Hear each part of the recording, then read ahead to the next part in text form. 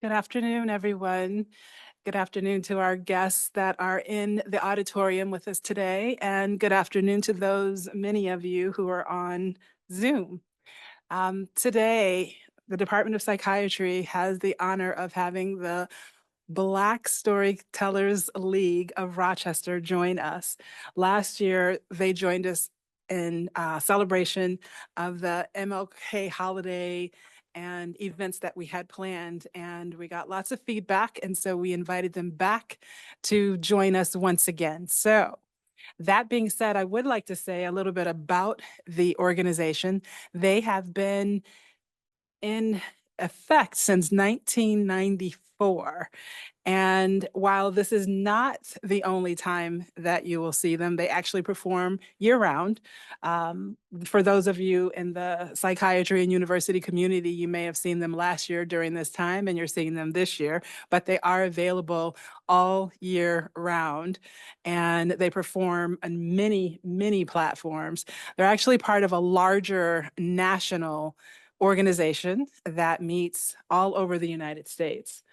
And so we're really pleased and honored to have them here with us today. And without further ado, I present to you the Black Storytellers of Rochester. Send down the stories, send down the stories, send down the stories now. Send down the stories, send down the stories, send down the stories now. Because we need the stories, we need the stories, we need the stories now. We need the stories, we need the stories, we need the stories now. And after listening to our stories, we want you to pass on the stories, pass on the stories, pass on the stories now. Pass on the stories, pass on the stories, pass on the stories now. Hello, my name is Gwendolyn Glenn, and I like to tell stories that teach a lesson. My name is Norm Struthers. I'm the only male telling stories today in a group, but I like to focus my stories around the animals. My name is Shirley Struthers, and I love telling stories of history, stories that make you learn a lesson and make you think. And I am Dolores Simmons. I call myself the story teacher. And I tell stories to teach a lesson, but most importantly, I tell stories to get my point across. And at this time, I want to introduce to you Miss Shirley Struthers, who's going to come to you with a story. Thank you, thank you. First of all, I would like to just share with you just a small little story that I found very interesting. There was this older man and his grandson. Now, they had a really good relationship. And the grandson came to his grandfather and he said, "Grandfather," he said, "I thought the lion was the king of the jungle." Grandfather looked at him and he said, "Yes, it is. But why do you ask?" He said, the little boy said, "Well, every time when I hear a story or read a story, man always be higher than the lion. He always wins. The lion never wins." Well, the grandfather, he took his son, looked in his eyes, and he said, "My son, that will always be the case until the lion tells the story." And that's what we do, is to tell our story. Thank you. say that the people could fly. They say that long ago in the land of Africa, that the people had the magic. Not all of them, but most of them had the magic. And they said that they could walk on clouds, like walking on stairs. And when you look up in the sky, the beautiful blue sky, they look like blackbirds on the sky. But then the people stealers came. And they captured the people. And some of the people forgot. But they couldn't, and when they went on the slave ships, you know, when they could no longer smell the sweet aroma of Africa, when they could no longer smell that, they forgot that they could fly. Now, when they got on the ship, they couldn't take their wings, but they took the magic of Africa within them. And when they landed on this strange, strange land, they kept the secret of Africa in their soul.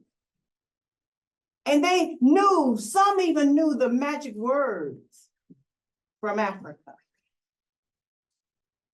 Now, so this one old man, and his name was Toby.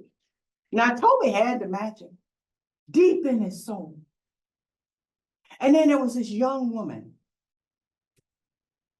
and they were working in the fields. And she had her baby strapped to her back. And then there sit the one that he want to call their master on a horse. And then over there was the one they called the driver. Now he was the one that used the whip. And then there was the one they called the overseer. Well, he sat there giving out directions. And it was hot. It was real hot. Sun just beaming down. And Sarah baby started crying. But she couldn't stop. She had to let the baby cry. So the old man told me, he'd go over there to her. And he soothed the baby. And she whispered, "Father, I must go now." And he said, no, not yet. But she was so tired and so beat down. And she took the baby and she was holding him, and she couldn't stop the baby from crying. She couldn't even go back to work. And when she tried to, she just fell to the ground. And the old man told me, he goes over to her. And she said, "Father, please, now." And he looks at her and he said, "Now, my child. Now, my child." And then she used all the remaining strength that she had. And she lifted herself up. She was very unsteady, but she lifted herself up. And she began to step and step. And before you know it, she was flying. Oh, she was flying. And the overseer and the master and the driver, they looking at her. But before they knew it, she was gone. They couldn't even see her. Well, I tell you, the next day was even harder than that day. And there was a young man, and he was suffering too. And Toby went over to him, and he whispered the words, the magic words of Africa. And then he began to fly. And then you know what the overseer said? "Stop that old man. Stop." And the master said, "I think he whispered the magic words of Africa." He whispered some magic words to her. And the man. Well, I tell you, Toby, he just stood right there in the fields. And he began to speak those words, and I tell you, all the ones that had the magic from Africa deep in their souls began to rise up. And they flew over the plantation. They flew over the master, the overseer, the driver. They flew over them. And as Toby, he stood there with his arms stretched out. And he looked at the overseer and them and he said, "Don't you know who I am? Don't you know? We are the people with the magic from Africa." And I tell you, there were those of them that didn't speak on it. The driver, the master, they didn't tell nobody. But you know who told? Because the ones that were left, everybody couldn't go. Toby felt so bad because he didn't have time to teach them how to fly. And he looked down at them as he was flying away. And he said, "You must wait until you can run." Now I want to share with you today that there are those of us, we have the magic from Africa. We have the magic. We can fly over racism. We can fly over healthcare disparities. We can fly over anything that we choose. And when we think of Dr. Martin Luther King, wouldn't you say that he had the magic of Africa deep in his souls? Those of us whose ancestors came through the Middle Passage. The magic is in us. Ashe.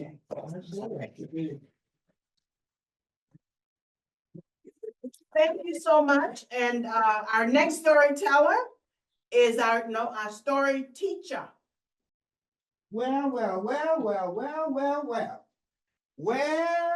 Oh, wow, look at the audience. My back was to you, but now I see you. It's good to have you here. And I'm going to say, well. Let me hear you say it. Well.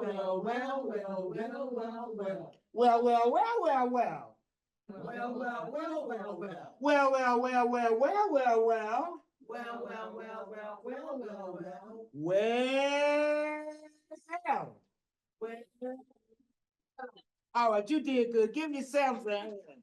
Awesome. Listen, a long time ago, there was two men who lived way over there in West Africa. They lived all alone, all by themselves, surrounded with nothing but the woods and the forests and the animals. One day, one said to the other, "You know, brother, we need to move. We're out here all by ourselves. We need to move so that we could be closer to our families, our friends, and our loved ones." And the other one said, "You know what? You are right." So they packed up everything that they owned. They packed it up and they began to walk. And they walked. And they walked and they walked and they walked. And they walked. And then they got tired and thirsty. And they went into their bags to get something to drink. But they had left everything they had to drink way back over there.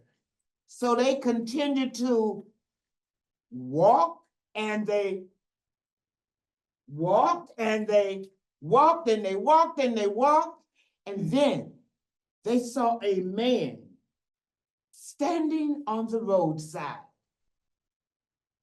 And they looked at him and they saw that he had a calabash. Now, a calabash is nothing but a decorated jug. And they looked at the man and they said, he's got to have something to drink in that calabash. So they walked up to the man that was on the side of the road with the calabash, and they said, kind sir, we're so thirsty. Can you please give us some of your drink? The man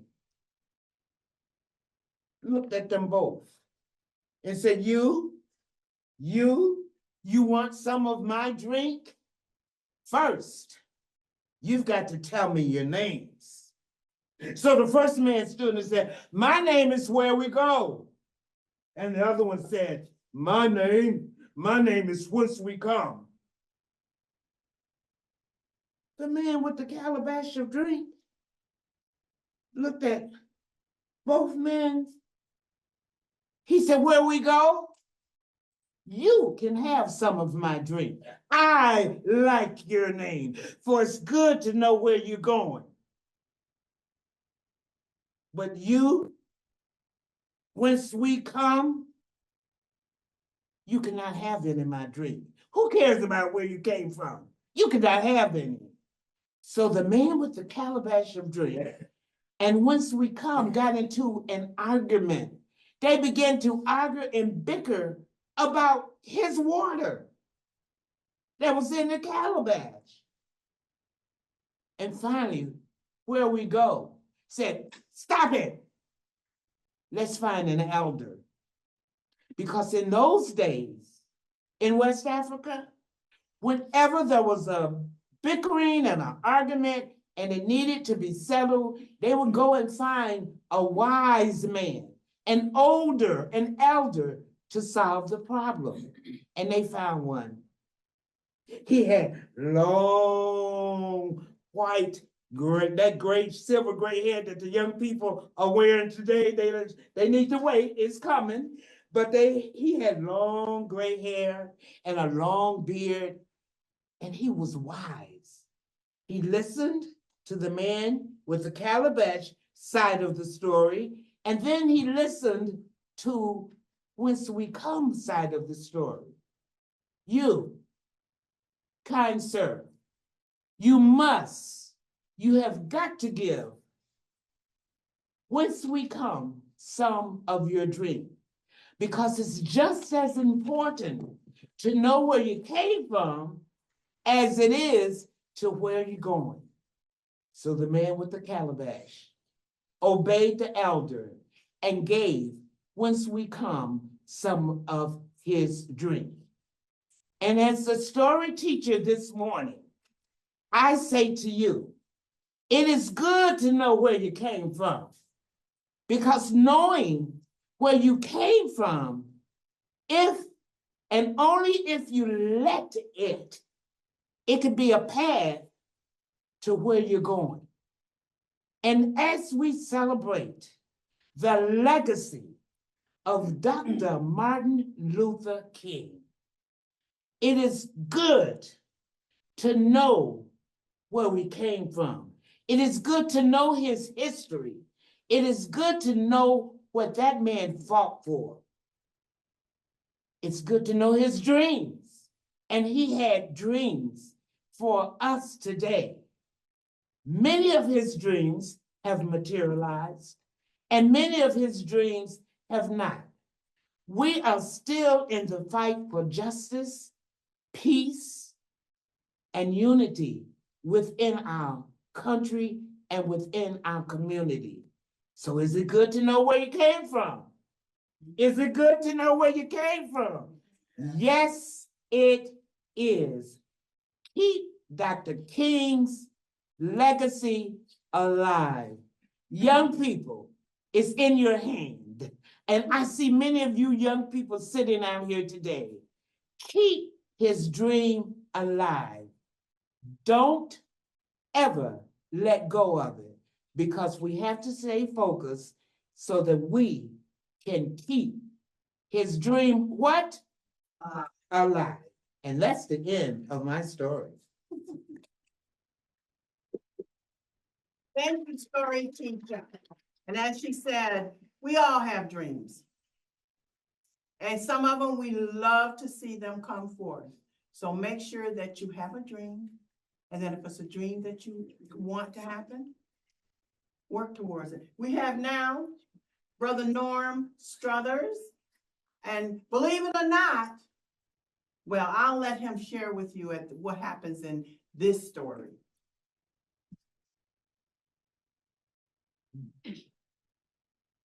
Greetings, one and all. I bring to you today a story of my past to bring to you. Long time ago, I used to learn a lot of things in the world, right at the barber shop. Now, my father used to take me to the barber shop when I was young, and I learned an awful lot just sitting and listening to the goings on in the barber shop. Now, there was a lot of discussions about what people were wearing, how people looked as they came into the barber shop, and how much they needed a haircut. There were things that were talked about that were going on in the neighborhood, things that were talked about that were going on in the world. And believe it or not, that was the first place that I learned about Dr. Martin Luther King. Now, it was during a time when he was just becoming of known to his fight for freedom, his fight for justice, his fight for peace. It was around 1957, 58, and Dr. King was the topic of discussion this particular day in the barbershop. As the talks were going on back and forth, there was one man who was always in the barbershop. I never really knew what he was there for, other than he would sit in a corner and he would just sit and listen. A lot of times his head was down, his eyes were closed. This man was known as Mr. Clarence. Well, come to find out, he always had a broom and a dustpan near him. And from time to time, Mr. Clarence would get up and he would slowly walk over to a barber chair where someone had just gotten their hair cut, and he would sweep up the hairs that had fallen on the floor, put them in the dustpan, and walk over to the receptacle, the trash can, and throw them away. Now, Mr. Clarence, a lot of times, would not say anything, but from time to time, he did say things. And it was usually in the form of a story. And that's what I want to share with you today. But let me first of all make something perfectly clear. This is a real story, and I'm being very truthful with you.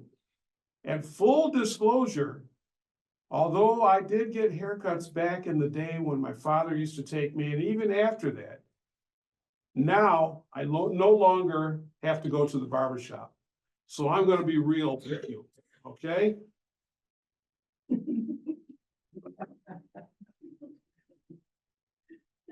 Mr. Clarence would get up from his chair, walk over to his audience in the barbershop, and he made it a story.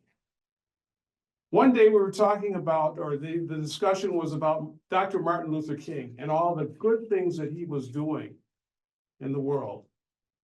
The speeches he was making, the marches he was involved with and organized, and the protests of the injustices that were going on. Well, Mr. Clarence always, as could be predicted, he was sweeping up the hairs, keeping the barbershop clean, and all of a sudden he would say, I have something to say, something to share with you.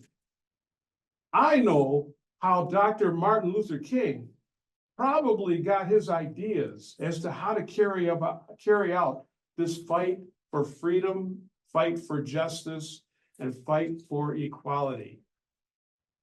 The thing that he was focusing on was what he heard in the past. And I'm going to tell you how this was, because he probably heard the same story that I heard. It goes like this. A long, long time ago, back at the beginning of time, the animals, when they were first placed on the earth, the creator who brought these animals to earth set them out so that the animals had no tails at all. Now, the animals, they went about their daily activities on the earth, trying to get food, trying to be comfortable, trying to stay in areas that made them feel good. The animals would talk also. They would talk amongst themselves. And the talk around the animal kingdom was, we're getting a lot of problems. We're having a lot of problems with these things that buzz around us and are bothering us in the form of an insect or a bug. There were horse flies, there were mosquitoes, there were even some beetles that had teeth that would come up to the animals, and where they had no tails, they would bite them. Well, the animals were constantly running around and hiding and trying to get out of the bug's ways. Well, they got tired of that, and they said that something needs to be done. So they had one of the animals that went to talk with the creator and explain the problem to them. The creator said, I can fix this. So what he did was he gathered all the animals together, and some of the animals he gave them tails. They were long tails, quite convenient for most of them. There were tails that could swish when they wanted them to, and kind of shoo the bugs and insects away from them. There were other animals that he decided that he would give a different type of tail to, shorter tails. Now, those tails, although they were semi-functional, they really didn't do a whole lot of good for those animals. Well, the animals, they went about their days and they did what they had to do.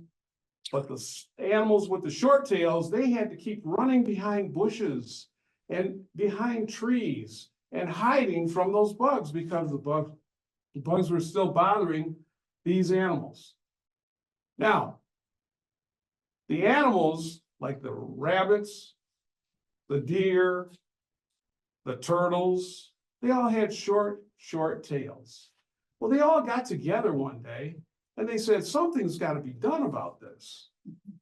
The long-tailed animals were pleased with their change. Let's see if we can get a change amongst ourselves. So they decided to have a convention of all the short-tailed animals. And at this convention, they were going to discuss how they can go and get this change made. Well, word got to the long-tailed animals, and they didn't like the idea, especially Mr. Lion. Now, Mr. Lion, being the boastful one of the group, he said, there's nothing wrong with the tails that we all have. Mine works fine, and I'd like to keep it just the way it is.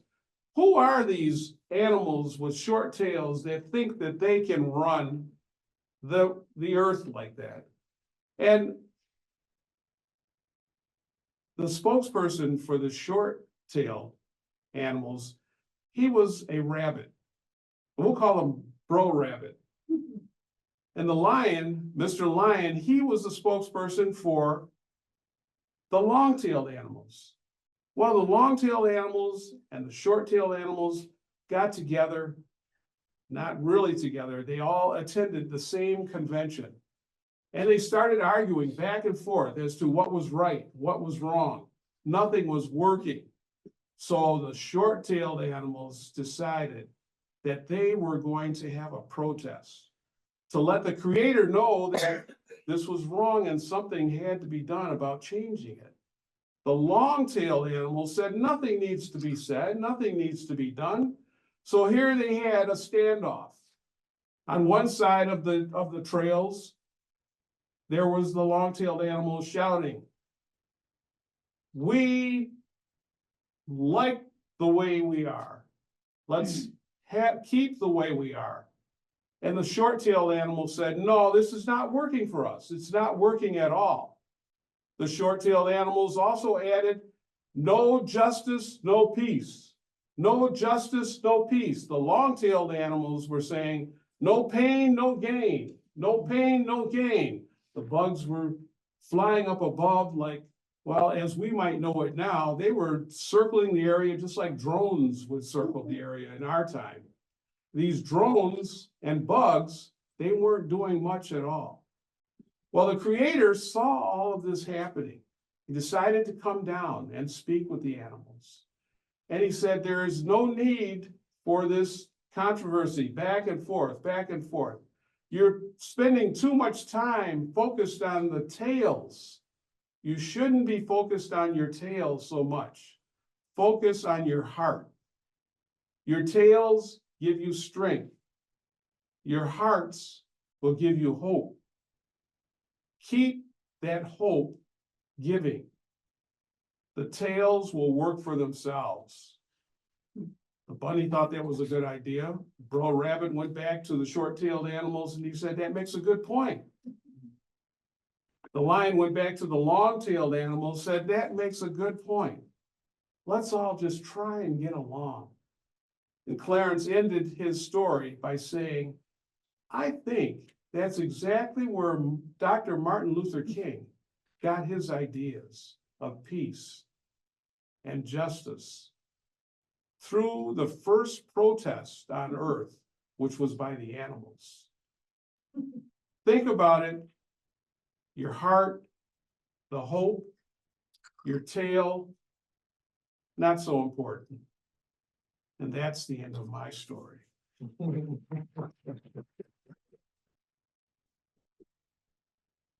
Thank you. No, there, and you know, our ancestors told many stories involving the animals.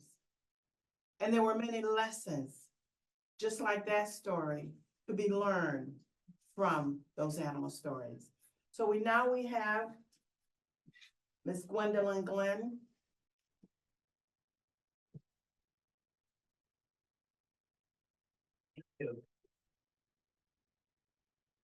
If anyone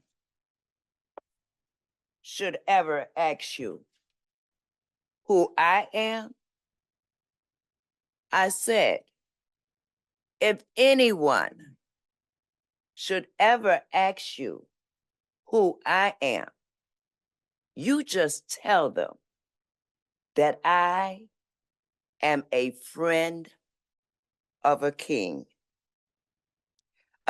that was born on January the 15th, 1929, down in Atlanta, Georgia. A king that fought for the sanitation workers down there in Memphis, Tennessee.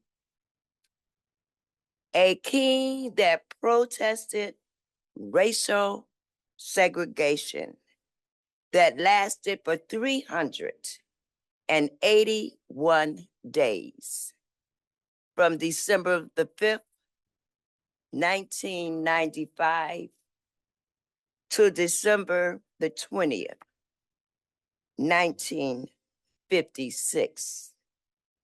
And they called it a bus boycott.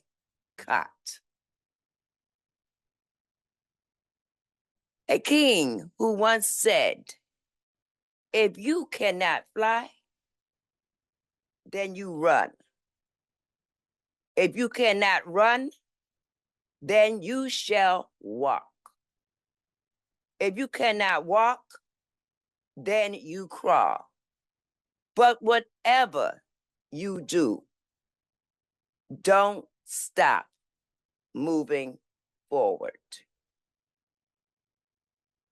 There are some things that we all have learned about Dr. Martin Luther King, but there are things lesser known to us about this wonderful, marvelous, fantastic man. Did you know Martin's name was not really Martin? No, it was Michael, just like Daddy King. You see, Daddy King had studied about a man that lived in the 16th century. He was known as a monk. He was known as a believer. He was known for understanding theology. He was a believer that all people, regardless, need to be treated fairly. But Daddy King, he saw a connection, and he began to call himself Michael. He called his son Martin. He called himself Martin. And I don't know if you know it or not, but it has been said that their names had never been legally changed.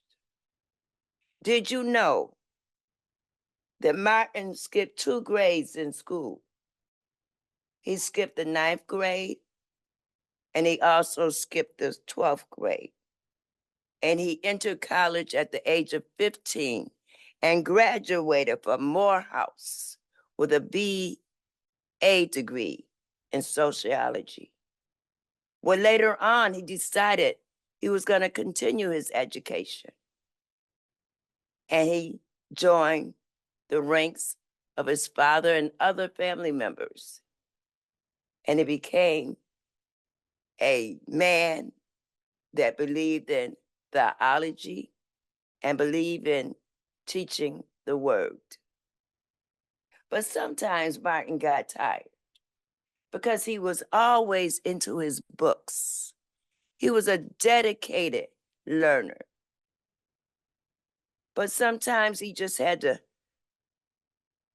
let go and exhale. And he would go down in the pool hall, down in the seminary, and he would play pool all night long. Well, there weren't many people in that pool hall that he could challenge. So he went in the heart of the city, down to the pool hall. Now, he didn't go down there with a gangster attitude or anything like that, hanging out in the city. He went down there on a mission. He went on a mission because what better place for him to go and share his belief on social reform? See, he was being an educator. He was teaching them about political and the economic changes without violence. Well, you know, Martin became known as the pool shark. And in his later years, he believed that education was one of the most powerful things that you could use to bring about a change in this world. Did you know anything about that pool table? Does anyone know where his pool table is? No? Well, I'm going to tell you. His pool table is right here in Rochester, New York. Over 50 years ago, one of his professors from Morehouse had that piano in his home. And then when he moved here to Rochester, he had to downsize. But his house, it was too small to accommodate that piano.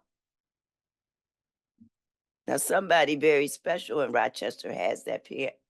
Why did I just say piano? And you just smiling at me like, girl, you done said piano. You know what I meant, baby. What did I mean? Thank you, darling. That pool table. That pool table is right here in Rochester, New York. I know if you heard of this young man. He was the president of the Rochester City School District Board of Education.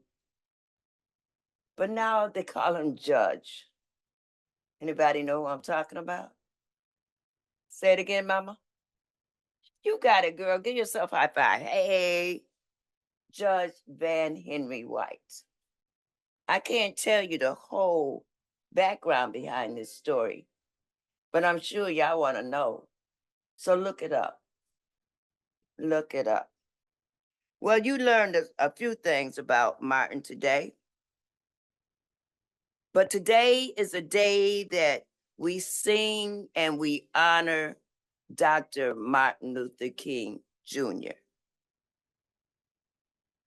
You know what? Some people really didn't care for Martin. Some people didn't believe in his vision. And he was taken from this world to a better world. His dream, oh, I tell you, it shows that his dream lives on because you are here today. People were out yesterday. People think about him every single day, so his dream lives on. Martin Luther King's life did not last, but I want you to understand that his dream and his spirit are free at last. Ashe. Thank you, Ms. Gwen. You're welcome. Now, as we talk about Dr. Martin Luther King Jr., I wanted to, many people contributed to the civil rights movement. Many people did. And I wanted to I know most of us already know, for those of us who don't or not aware of the 4 young men in North Carolina A&T College. And I was reading up on these young men, and it goes to show you, and I'm so glad that we have young people here today, because young people, you guys can make a tremendous difference when we more mature people get complacent. Well, these 4 young men, they became fast friends. Now, 3 of them went to the same high school, graduated, and they met at the college, at the university. And when they met, they were talking, and Dr. Martin Luther King inspired them. And that's what's so wonderful. And he inspired all of us. Otherwise, we wouldn't be sitting here. He inspired when we listened to his words. And so one of the young men, Dr. Martin Luther King Jr.'s speech inspired him so much that it brought him to tears. It brought him to tears. And they have been dealing with the reality that we could not go and sit in a store like Woolworth and have a soda. Can you imagine that now? And so they got tired, but you know what? They had a plan. And that's what, before you implement anything, you got to have a plan. You have to have a plan. And they sat there and they talked it out. And they came up with the plan that they had to buy something first, because see, you didn't want to just protest. As Brother Norm was talking about, the animals did. You got to have a plan. You want to make it so they can't put you out. So they had bought something. And so the day of the protest, that they decided they were just going to go there and just sit. They were nervous. They were scared. And so one of them said, "What are you just going to not go?" No. So finally they talked it out. And they go in there and they sit and they want to be served. And for you young people, well, most of you guys here would not know anything about that. To actually go into a restaurant and have someone tell you cannot be served based on the color of your skin. And you could have any amount of money in your pocket that you have. But the key is that you don't, as my mother would say many years ago, you don't go in there acting a fool. You go in there with a plan. So they go there and they sit. Now, there's this older Black lady there. And she says to them, you need to go on where you can be served, because you had to go in the back to be served. They looked at her, but they weren't disrespectful, but they didn't agree with her. And they were like, because they were already disappointed with mature people anyway, the adults, because they felt that we as well, I wasn't that age then, but the adults at that time had just gotten complacent. And complacent means, for you young people who might not know, it means that you just got used to the things being the way they are, and let's not rock any boats, and let's not say anything, you know. And that's what the adults had been gone through. But in their defense, they had come a long way. The adults had already endured so much. So being where they were then, is better than where they were. And sometimes that happened, which means that the young people have to kind of pick up, and it's like a relay race. Would you agree? It's like the adults, we've done our this, we've gone through these things, and now, and I gotta be honest with you, when you get a mature age like me, you get kind of tired. But what we do is share the information, tell the story to inspire. So they didn't agree with this older, more mature Black woman. And then there was this mature white woman come up to them, and they're sitting there, and she said, you know, I'm disappointed. And the young man looked at her, he said, disappointed? Why? She said, I'm disappointed because it took so long for you to do this.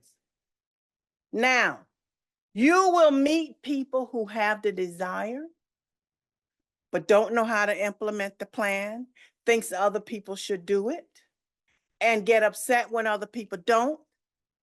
But don't let that bother you. And do you know, now the sit-in, it started a whole new movement. Dr. Martin Luther King claimed, he agreed that this made everything just move forward.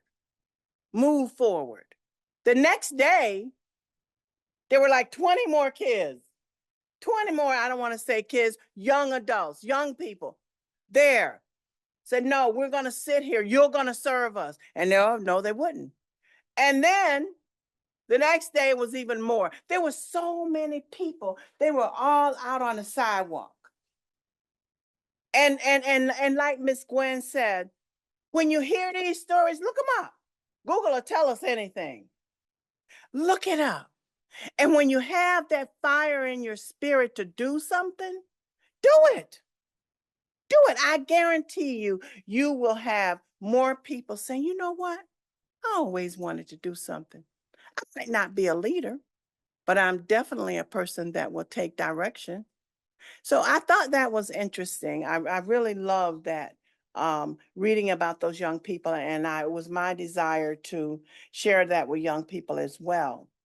Now, I have a story as we're going to end our storytelling about what I'll call one of the first storytellers. And let me move over here. And there was a young man who was an orphan. You know, his parents had passed away, they had died, and he was pretty much taking care of himself in the village, you know, and what he would do, how he would get his food and clothes and stuff, that he would go out hunting. And he would hunt for small animals. And he would bring them back to the village and exchange them for food and clothes and everything. Well, let me tell you, he ran up on some bullies. How many of you young people ran up on some bullies? You ran up on bullies? Hey, I know, bullies. Even some of our adults have had bullies. We have bullies at our workplace.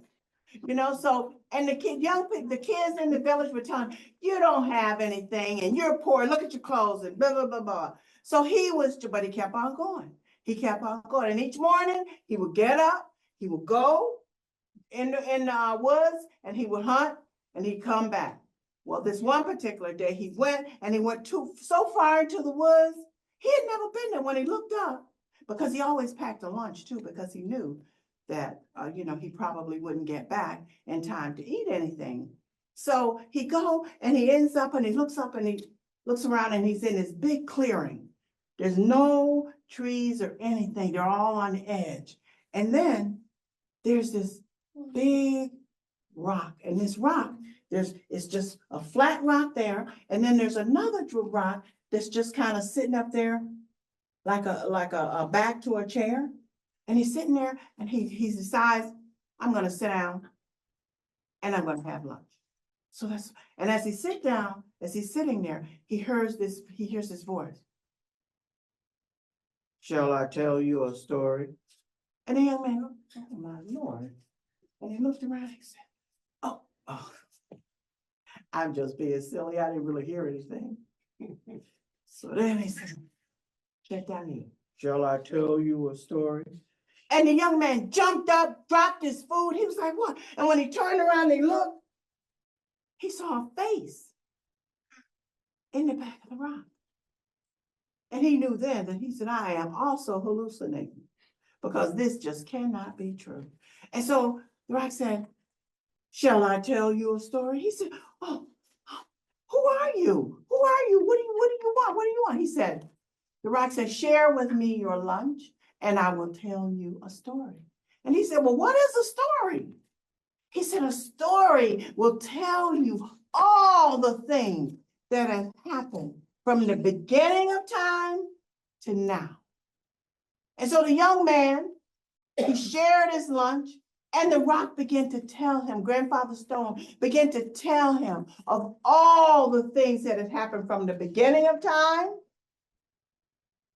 until this moment. And then when it got dark, Grandfather Stone said, you know, it's getting dark. Go back, come back tomorrow. So the young man kept doing this and now, you know, for probably about a couple of weeks and he was being shared all these stories. So finally one day he comes back. Because when he got to the village, I forgot to tell you, when he got back to the village and he had told these stories, the young people in the village was even teasing him even more. I said, man, you used to be a good hunter. Because he was bringing back little things, you know, not as much animals that he had brought back before. They said, not anymore, you know, boy. So when the young man, the Grandfather Stone finally told the young man, he said, I told you all the stories, all the things that have happened from the beginning of time to now. And he said, now you must go out and tell the stories that I've told you. And then as things happen, you add on to those stories that I've told you. And so the young man, what he does, he decides, okay, I'll do that. And he starts out and he goes out all over the land from village to village. And the people at the different villages would be yelling, come, hear the storyteller. So he goes and he's sharing his stories and the people don't know him. And he meets a young lady, he marries her, and she began to travel with him. Well, you know what happened? The young man ended up right back at the village like he ended up back home. But guess what? They didn't even recognize him. And you know why? Because he had nicer clothes, you know, he was clean, he had his wife, beautiful wife with him. They didn't even know it was the old man, the young man that they treated so bad. And so when the chief saw him and the people were telling, oh, he's a storyteller. So she said, you must come. And he sent out runners, go tell all the other people in the village to come and hear the storyteller. And you know, the young man began to tell story because he realized that not everybody will receive your stories. You know, not everybody want to hear your stories. But as he remembered what Grandfather Stone told him, and I will share with you the stories that we all have told you today, we want you to share the stories. And yes, you might share the stories different than the way we told them here. That's wonderful. You might, the person that you tell might be reminded of a different story they heard. But what most important is that you share the story because we all have a story to tell. And we must always share that story. So we, the Black Storytelling League of Rochester, we are so pleased and grateful and honored that we were invited here for a second year to share stories with you. And our prayer is, and our goal as well, is that you will take away something within your spirit that we've shared and share it with the next person, because I guarantee you they'll want to hear it. Thank you.